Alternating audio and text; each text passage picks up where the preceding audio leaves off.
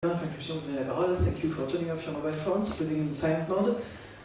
And thank you to raise your hand so that we can hand you the microphone. Y a-t-il une première question dans la salle? Monsieur, ici.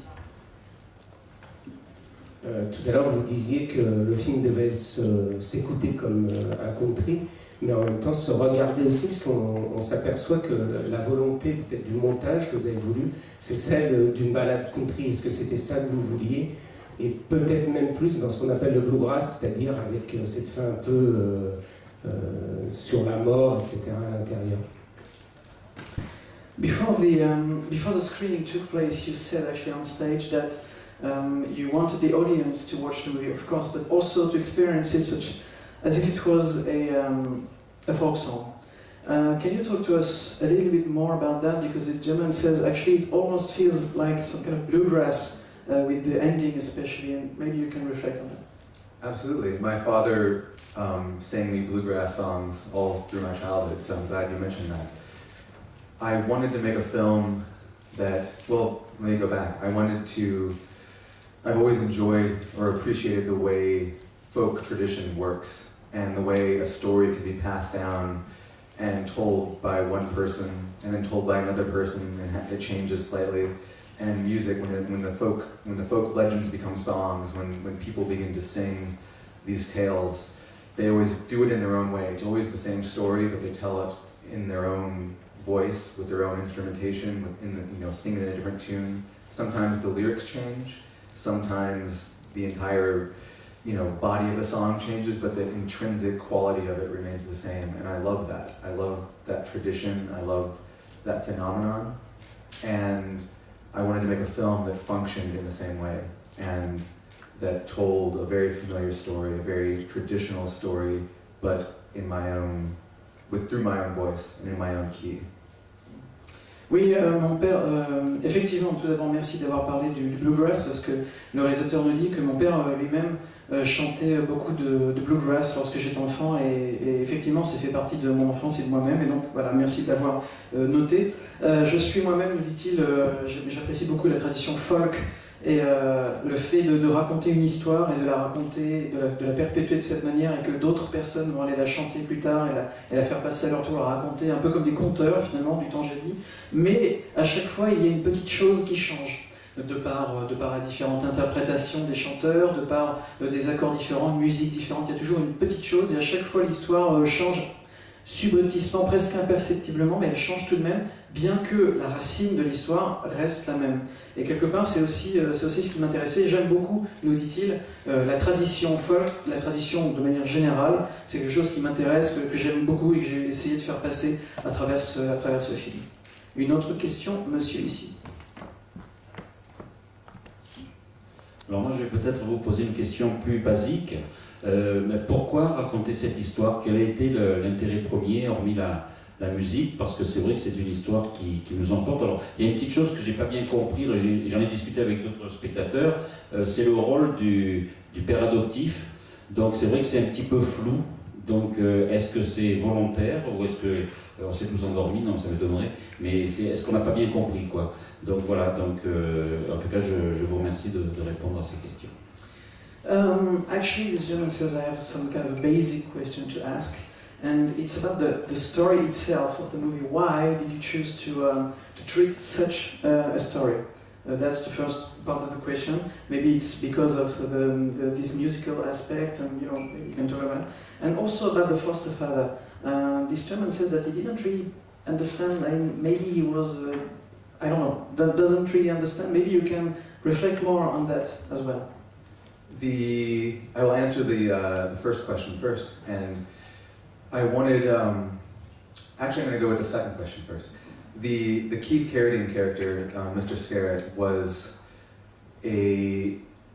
I wanted to create a character who's simply a patriarch. He was the patriarchal character in this drama, and he was a foster father to Bob and Ruth, and the real father to Freddie, their friend who was killed at the beginning. And there's very little dialogue that explains who he is or what he did, but the idea was that he is a criminal himself who has made his living as a criminal and taught other people to do things for him. And so he, you know, when Ruth says that we were just doing what you taught us to do, she's suggesting that he led them into this life of crime. And it was important for me to have a character who represents that, who represents sort of the evil side of their lives from which they came, but for that character to also be trying to do the right thing and to give up his ways and trying, and he aspires towards goodness, and that's what that character represents. And I'm sorry, what was the first question again? First question is about the story itself. Why you And as for the story itself, I wanted to do something, well, you know, in many of the folklore and folk songs in America have to do with outlaws. And, you know, Jesse James, Billy the Kid, all these famous criminals who've had songs written about them. And, you know, the murder ballads of America are something that I've, you know, listened to for all my life. And I wanted to make a film that used those archetypes and used that iconography. And so it's a very, you know, it's a very simple and very basic setup for the story. And it's a setup that's been used in Bonnie and Clyde and Gun Crazy and True Romance and in Badlands. Any movie where there's, you know, two lovers who are on the wrong side of the law. I wanted to make a film that functioned in that tradition, but to pick up where those movies usually leave off.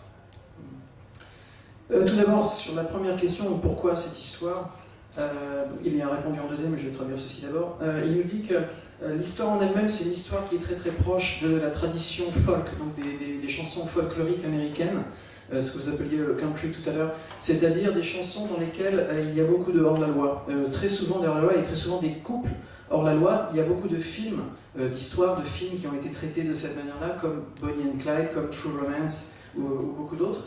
Et lui, de son côté, il a beaucoup entendu, beaucoup apprécié, beaucoup entendu ce genre de musique dans son enfance, dans son adolescence, et il avait envie de placer ce genre d'archétype, en tout cas ce genre de stéréotype de personnages que l'on retrouve dans cette tradition, dans son film.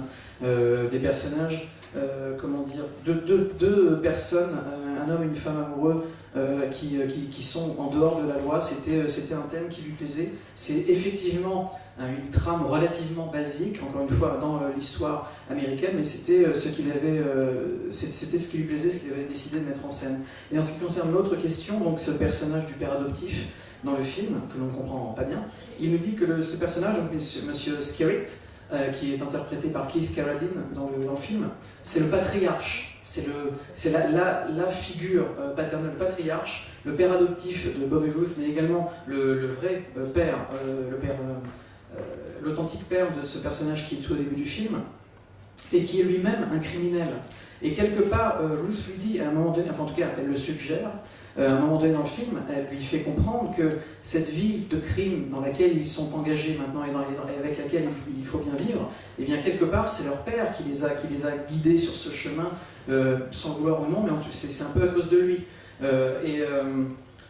C'est un personnage qui essaye d'abandonner ses mauvaises manières, d'abandonner ce passé pour se tourner vers quelque chose de plus constructif, mais c'est difficile, il n'y arrive pas, il y a forcément cette culpabilité. Et voilà, tous ces thèmes, qui sont encore une fois des thèmes très folkloriques, en tout cas ancrés dans cette tradition, qui ont intéressé David Lowery dans l'élaboration du film.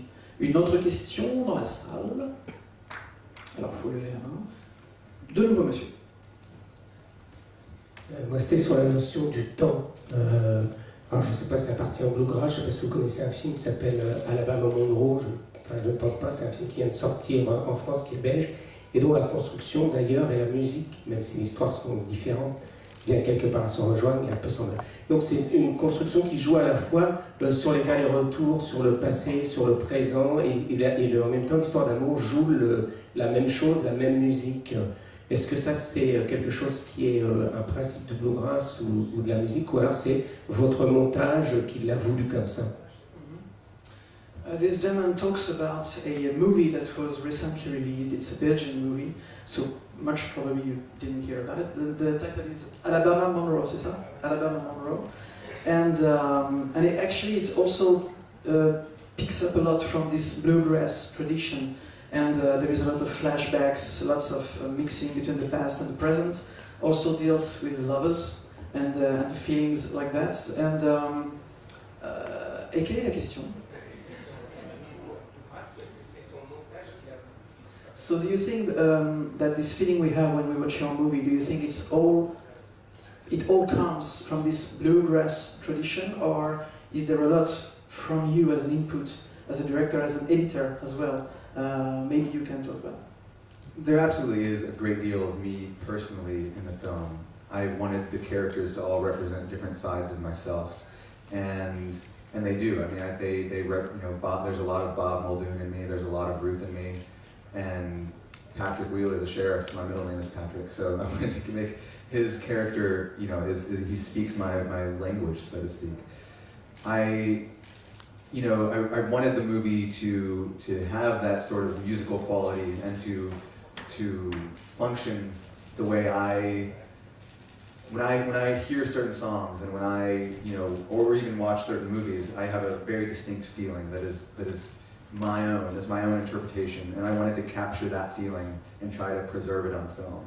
And so it's in many ways a very mimetic film in that I am trying to replicate a feeling that I have, but a feeling is an abstraction, so it's difficult. But as far as that regard goes, it is very personal to me, and the editing, the music, the rhythm of the entire piece is the way that I think about things like this and the way I feel it, and it's just as direct a representation as possible of my own personal feelings towards this type of subject matter and this tradition. Oui, le réalisateur nous dit qu'il y a beaucoup de lui-même dans le film. Il a apporté énormément, et quelque part d'ailleurs même dans l'élaboration du film, dans son écriture, tous les personnages du film, quelque part, sont une facette de sa propre personnalité.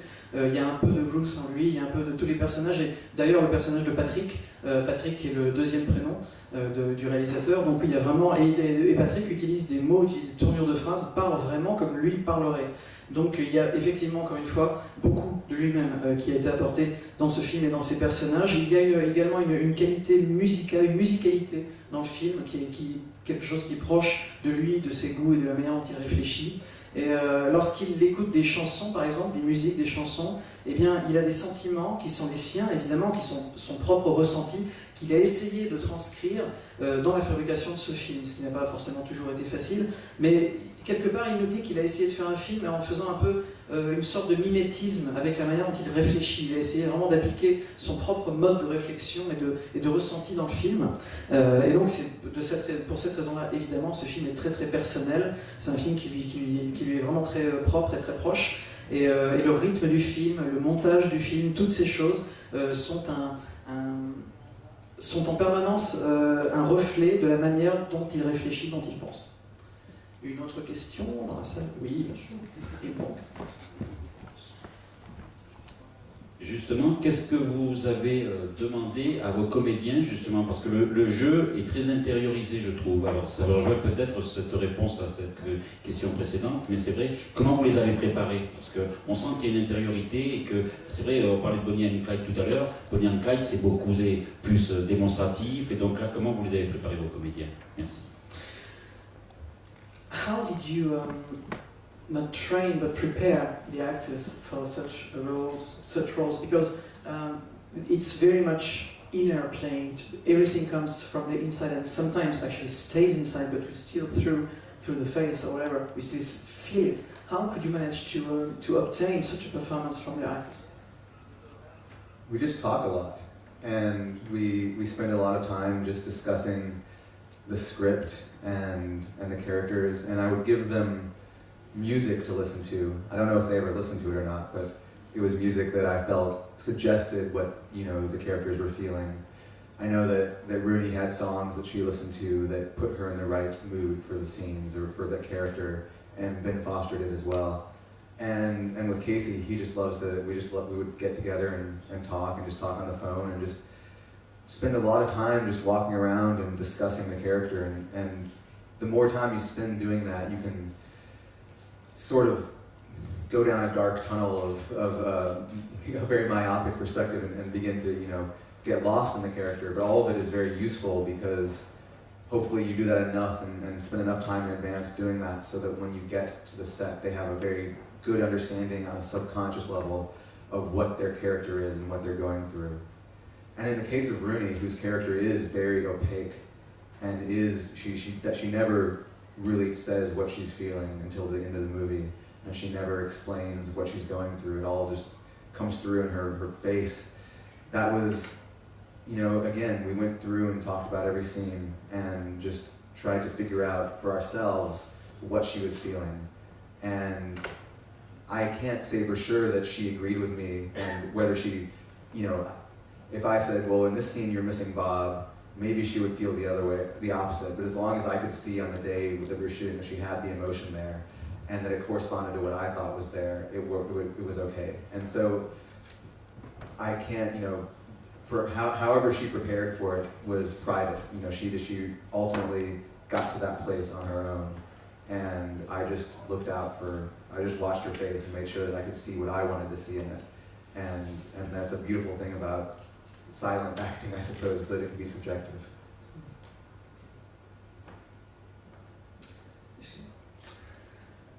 La manière dont j'ai préparé les comédiens, en fait, les acteurs à ces rôles qu'ils ont interprétés avec talent, je vais tout simplement parler. On a beaucoup parlé des rôles et beaucoup parlé des performances que je voulais obtenir. J'aurais également donné des musiques à écouter, en tout cas des musiques que je pensais être adéquates pour pouvoir les préparer à l'état d'esprit dans lequel ils devaient se trouver au moment du tournage. Mais alors après, bien sûr, David nous dit, est-ce qu'ils les ont écoutés ou pas? Je ne sais pas, mais en tout cas j'aurais donné ce genre de choses. Alors après, quelqu'un comme Rooney Mara par exemple, cette actrice, elle avait déjà des morceaux, des musiques, des chansons, elle les avait déjà, et elle avait déjà l'habitude d'écouter ce genre de musique pour se préparer à un rôle ou à une scène. Donc elle a écouté ses propres musiques pour se mettre dans l'état d'esprit du personnage à tel ou tel moment. La même chose s'est passée par exemple avec Ben Foster.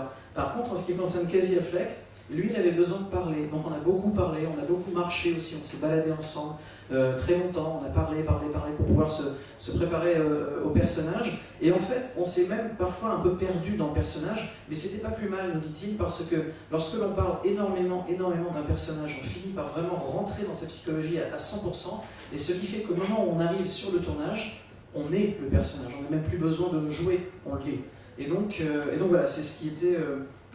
le but qui a été atteint avec toutes ces phases de discussion. Mais Rooney Mara est une comédienne, ceci étant dit, qui est elle-même très... le personnage de Rooney Mara est un personnage qui est lui-même très opaque. Il est très difficile, dans le film, très difficile de comprendre exactement ce qu'elle ressent, de savoir ce qu'elle pense, de savoir... Voilà, c'est très difficile parce qu'elle garde beaucoup de choses en elle. Et finalement, la manière dont elle s'est préparée ensuite, David nous précise que quelque part, ça ne lui appartient même plus, c'est-à-dire qu'elle s'est préparée au rôle de la manière dont elle l'a entendu, elle a donc écouté les musiques qu'elle voulait, enfin bref, elle s'est préparée elle-même, et à partir du moment, si vous voulez, si lui a dit par exemple à un moment donné, ah ben alors là, voilà, ton mari est parti et il te manque. Bon, peut-être qu'elle pense à autre chose, peut-être, sans doute, elle pense à autre chose, elle a fait ce qu'elle voulait pour pouvoir arriver à cet état d'esprit. Mais à partir du moment où, sur son visage, je retrouve, nous dit le réalisateur, cette expression, ce sentiment que je voulais retrouver, et bien quelque part, peu importe la manière dont elle a réussi à obtenir ça, mais à partir du moment où je le vois sur son visage, c'est bon, tout va bien pour moi. Et c'est quelque part ce qui se rapproche le plus de ces jeux d'acteurs silencieux, qui sont très difficiles à obtenir. Et voilà, je pense que c'est le résultat qu'on a obtenu sur cet écran, sur le film que vous avez vu aujourd'hui. Une autre question dans la salle? Un des deux, je ne sais pas. Ah bah, monsieur. C'est pas de ma faute, c'est que je pas Non, mais je vous en prie. Alors, j'ai une double question. D'abord, une question concernant Casey Affleck. Est-ce que vous l'avez choisi en voyant le film, je crois, dont le titre est assez long, le Robert Redford, Jeff Sessions, je pense que tu te souviens, David.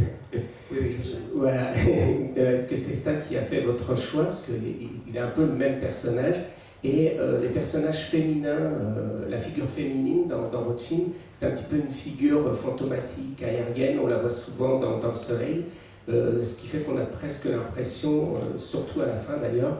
Donc ma question c'est, est-ce que pour vous, par rapport à ça, vous avez voulu dire que la femme est l'avenir de l'homme, en quelques mots? Actually, two questions. First of all, did you decide to cast Casey Affleck after watching The Assassination of Jesse James Butterfield, this movie? Did you choose to cast him after seeing this movie because this gentleman says that the character is actually quite close to the one he was playing in this movie. And the other question is about Rooney Mara's character. She almost feels, thanks to the cinematography and everything, you know, there is the sunlight behind and a lot of sun cast. She almost, I mean, this gentleman is asking you, did you make this and shoot her in that way in order to represent her as some kind of the future of man? The first question, I certainly love the assassination of Jesse James, and I've been a fan of Casey Affleck since Good Will Hunting, and back when he was much younger, and the film he made with Gus Van Sant, Jerry, I think is one of my favorite films. And so I was very excited about the possibility of working with him, but the great thing that Assassination of Jesse James provided for me was a confidence that he would be able to fit into a period piece and not feel modern. That was very important to me. And there are similarities between the character. There's no denying that, you know, it's both films deal with outlaws and both films deal with people who want to be famous and are failing at it. And so there are parallels, but we sort of left those at the door. We didn't really talk about it too much because we wanted to move, you know, create a distinct character even though there are similarities. And regarding how we presented Rooney, I would never say anything so grand as that I wanted her to represent the future of mankind, but I certainly tried to present her in a sort of iconic presentation. I wanted her to, you know, when she's in the church and holding her daughter, I wanted her to look like a Catholic icon of the Virgin Mary, and I wanted to, you know, after seeing her in her youth with a gun shooting people, I wanted to show her how she's changed and show her in a new light. And that was the most direct representation of where she is in her life at that point, even though she's still torn by her past life.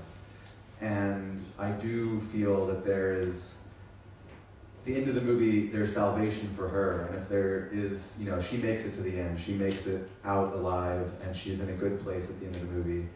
You know, and if there is anything that could be said about, you know, her representing anything larger than that, I welcome that, although it wasn't on my mind at the time. Tout d'abord, par rapport à la première question, donc l'assassinat de Jesse James, ce n'était pas une référence directe, mais c'est un film qu'il a beaucoup apprécié, beaucoup aimé. Et de toute façon, ça fait déjà bien longtemps qu'il admire le jeu de comédien de Casey Affleck depuis notamment des films comme Good Will Hunting, ou Guéri, qui était présenté ici même d'ailleurs au Festival de Deauville, rappelez-vous, très grand film de Gus Van Sant. Et lorsqu'il a vu l'assassinat de Jesse James par le lâche Robert, je ne sais plus. Robert Ford. Redford. Par lâche Robert Ford, merci.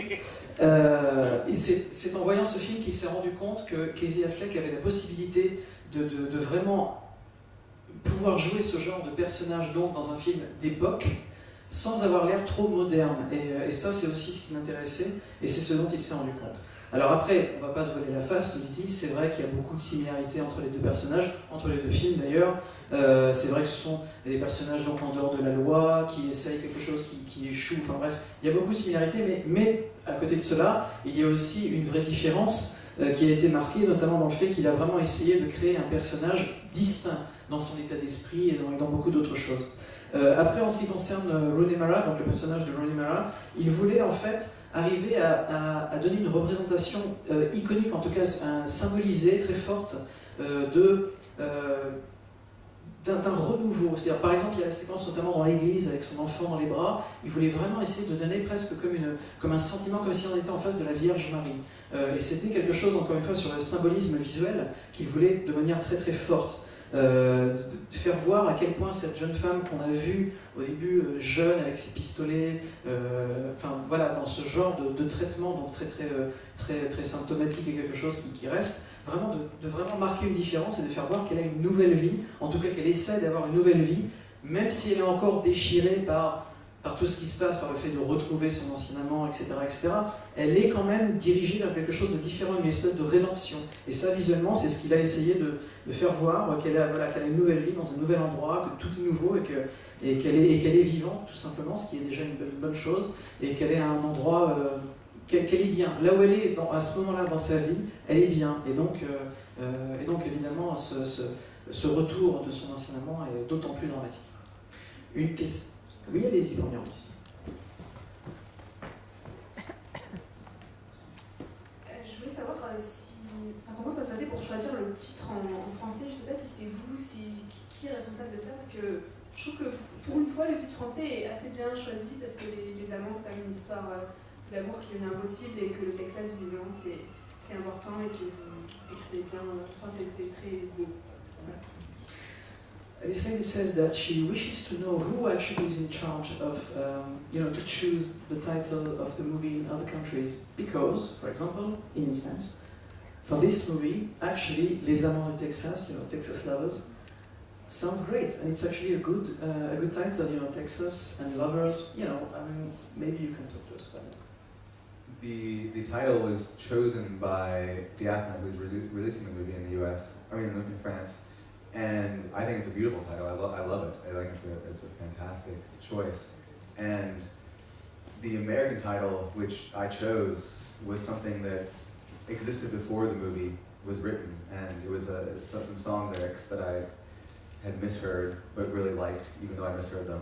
And I used them as the title because I wanted the title to suggest that idea of music and of folk music. And it is a very unwieldy title and a difficult title, and I was surprised that we actually made it all the way through production and then into the festival circuit with that title intact. But at a certain point, it just became the title of the movie, and that's what people associated with it, and it made sense to maintain it. And we all kind of just liked it a lot, even though everyone always asks us to repeat when we are telling people about the movie. We have to repeat ourselves quite a bit, so it was a nice challenge. It was a song that a friend played for me, and so I don't actually know what it is, and he doesn't know either, and so it's some old American country song. En fait, le titre français a été choisi par le distributeur français du film, et le réalisateur nous dit lui-même qu'il pense que c'est un très bon titre, c'est très bien, ça correspond en tout cas au film, effectivement. Mais en ce qui concerne le titre américain, Ain't Them Body Sense, il nous dit que le titre américain, en fait, est tiré de paroles d'une chanson qu'il a entendue, mais qu'en fait qu'il a mal entendue, qu'il n'a pas bien compris. Mais finalement, ça lui a plu quand même, donc c'est la raison pour laquelle ce titre s'est retrouvé. Et c'est un titre qu'il aime, le titre américain, il l'aime parce qu'il représente la musicalité, parce que c'est vrai que c'est un phrasé qui est très ain't them, body. Enfin, ce que je veux dire, c'est que personne parle comme ça dans la vie de tous les jours, c'est très musical, ça sonne vraiment comme une parole d'une chanson, et donc ça suggère cette musique folk dont il a parlé tout à l'heure. C'est un titre qui est assez difficile, d'ailleurs même aux États-Unis, mais finalement les gens, les spectateurs, les premiers spectateurs, les gens ont vite apprécié ce film et l'ont vite, se le sont vite approprié. Et donc c'est la raison pour laquelle il l'a gardé. Et alors, je lui ai demandé est-ce qu'il se souvient de quelle chanson donc ce verre est tiré. Non. Et d'ailleurs, même la personne qui lui a joué a entendu cet air, mais il ne se rappelle pas. C'est une chanson traditionnelle du folklore américain. Voilà, cette conférence de presse est terminée. The press conference is over. C'était une conférence. Merci beaucoup.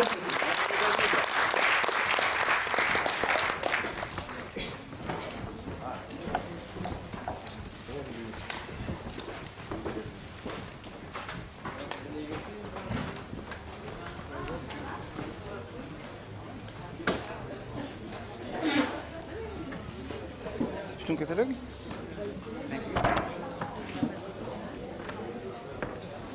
Vas-y, passe.